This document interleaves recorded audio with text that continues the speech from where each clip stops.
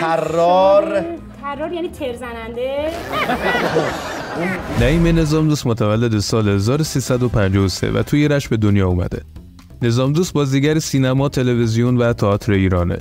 تحصیلات خودش را تا دیپلم علوم تجربی و فوق دیپلم تصویربرداری ادامه داده و بعد از اون بازیگری رو جدی‌تر از تحصیلات ادامه داده.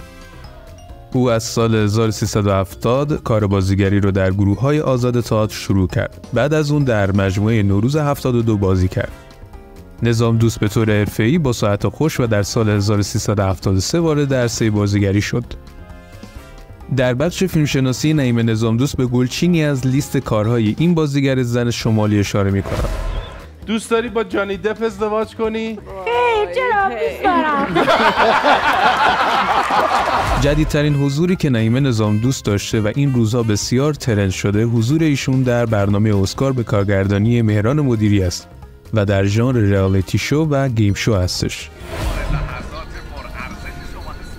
مشتری داره خب داشته باشه یعنی چی؟ فیلم بعدی که میخوام معرفی کنم که نعیم نظامدوست توی اون بازی کرده، فیلم بازیگوش هاست به کارگردانی نادره ترکمانی در سال 1398 ساخته شده. ژانر درام و خانوادگی داره و روایتگر ماجراهای بچه‌های یک روستاست که در تعطیلی تابستان تصمیم میگیرن تا به تیم فوتبال خودشون سر و سامون بدن و نعیم نظامدوست توی این فیلم نقش مهمی داره. میگم چرا آروم حرف میزنی؟ اینجا که کسی نیست. بعد از گاو گرفتگی جن رفته تو جلدش. چی؟ اژدر فیلمی در ژانر کمدی محصول سال 1397 به کارگردانی رضا سبحانی. توی این فیلم علاوه بر نعیم نظامدوست بازیگرای مطرح دیگه‌ای مثل بهاره رهنما و علی انصاریان به ایفای نقش پرداختند.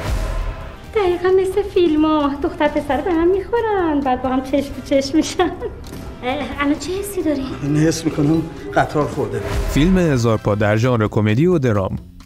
توی فیلم نعیم نظامدوست نقش پرستاری رو داره که به رضا عطاران علاقه‌مند میشه و نیازی به گفتن نیست. ترکیب این دو بازیگر عالیه. جواد عزتی توی فیلم نقش مهمی داره که نگم براتون. این نکته رو بگم، اگه دوست داشتین در مورد بیوگرافی جواد عزتی یک ویدیو جدا درست کنم، توی کامنت ها بگید. فیلم مردها دروغ نمیگویند در مورد مردیه که توی زندگیش با مشکلاتی روبروه و اونها رو با همسرش مطرح میکنه و میخواد واکنشش رو ببینه. جالب اینه که نقش همسرش رو نعیم نظامدوست بازی میکنه. این بازیگر محبوب تا الان حدوداً توی 21 فیلم و سریال تلویزیونی و 15 فیلم سینمایی نقش داشته که توضیح همه این فیلم ها یه ویدیو جدایی رو میطلبه.